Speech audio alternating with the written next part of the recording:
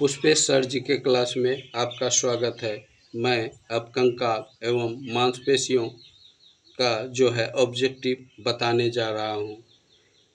तो स्टार्ट करते हैं। हमारे शरीर का अधिकतम भार बना होता है अस्थियों का, त्वचा, मांसपेशियों एवं अंगों का, शारीरिक अंगों का, जल का। तो इसका आंसर होगा जल, क्योंकि मानव शरीर 60 से 70% जो है जल उसमें होता है, यानी वाटर। तो अधिकतम भार किसके कारण मानव शरीर में है? वाटर के कारण, यानी जल के कारण, पानी के कारण।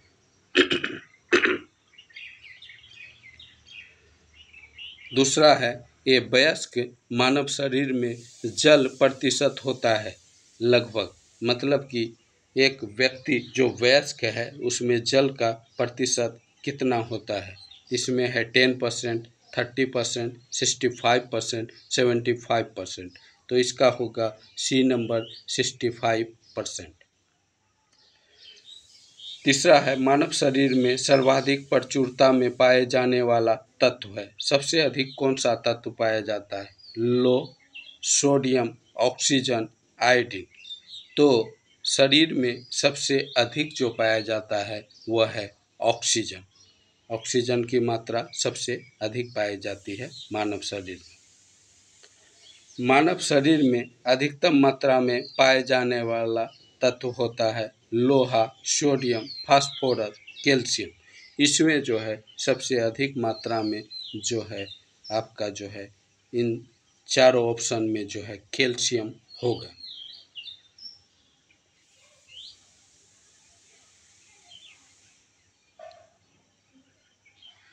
वयस्क मानव में होती है 204, 206 और जो है 2 से 8 और 2 से 10 हड्डी। तो इसका होगा 2 से 206 हड्डी, बी ऑप्शन।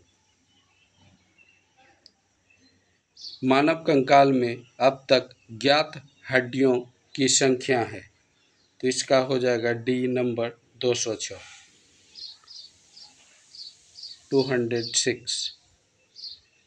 20 वर्ष की आयु तक मानव शरीर में हड्डियों की संख्या होती है। इसमें उपयुक्त में से कोई नहीं होगा, क्योंकि कुल संख्या जो है 206 होती है, जो ऑप्शन नहीं है। निम्नलिखित में कौन मानव शरीर की सबसे छोटी हड्डी है?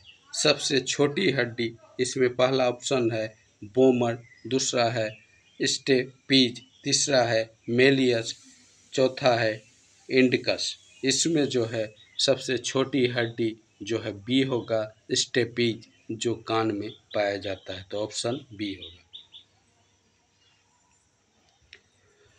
हमारे शरीर की लघुतम हड्डी होती है, यानी कि सबसे छोटी हड्डी, यह कहाँ होती है? कान में।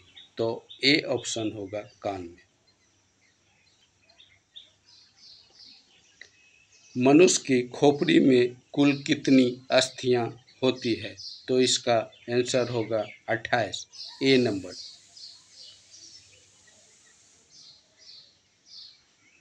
निम्नलिखित में कौन सा लक्षण मानव हड्डियों में सर्वाधिक मात्रा में पाया जाता है? लवण, कौन सा लवण मानव अस्थियों में सर्वाधिक मात्रा में पाया जाता है? इसमें होगा कैल्शियम फॉस्फेट, सी नंबर इसका आंसर होगा कैल्शियम फॉस्फेट। मनुष्य के शरीर में पसलियों के कितने जोड़े होते हैं? तो इसका होगा 12 जोड़ी, ए नंबर, यानी रिब्स जो है 12 जोड़ी, टोटल 24 होता है। मनुष्य के शरीर में पैर की हड्डी है खोखली, सरंधी, ठोस, कीलक। तो इसका होगा ठोस होती है, सी नंबर होगा कि पैर की हड्डी जो है वह ठोस होती है।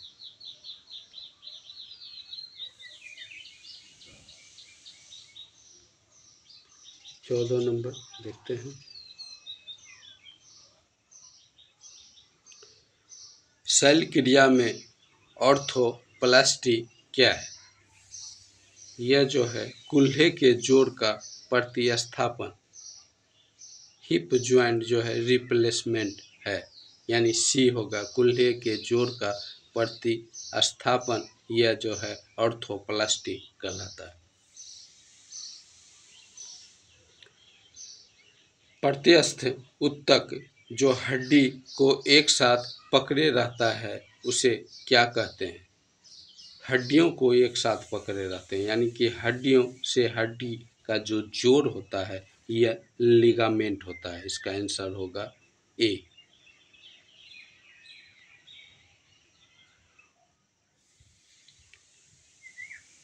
दांतों पर जमी परत बनी होती है केवल भोजन के कणों से, भोजन के कण और थूक से, भोजन के कण, थूक और मुख अम्लों से, और डी में है भोजन के कण, थूक, मुख अम्ल और बैक्टीरिया से।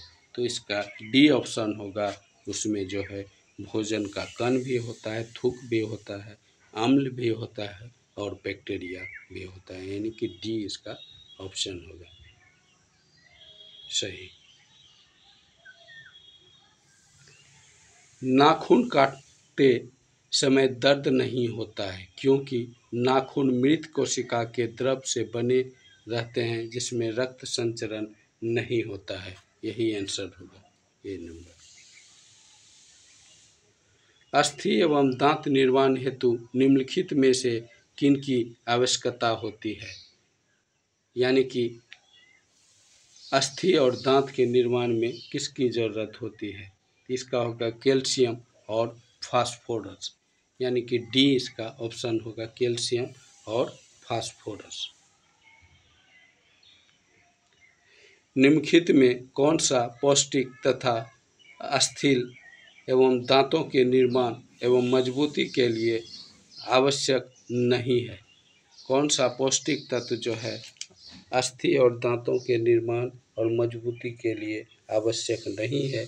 तो इसमें आयोडीन होगा, बाकी सब जरूरी है, कैल्शियम, फास्फोरस, फ्लोरीन, पर आयोडीन की ज़रूरत जो है हड्डी और दांत की मजबूती के लिए नहीं होता है। तो डी इसका ऑप्शन होगा।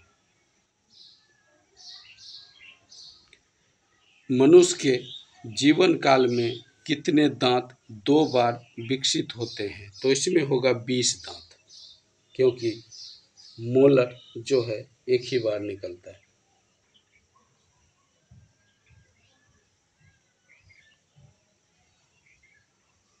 20, 21 नंबर देखते हैं। निम्नलिखित में कौन हमारे शरीर का सबसे दृढ़ भाग है? अस्थि, दांत, दंत बल्ब, डेंटिन, सीमेंटम। तो इसमें होगा बी दंत बल्ब, यानी एनामेल। सबसे जो है मानव शरीर का सबसे मजबूत भाग एनामेल, टीथ एनामेल होता है। मानव शरीर में सबसे मजबूत मांसपेशी कहाँ होती है? तो यह होगा ए जबड़े में।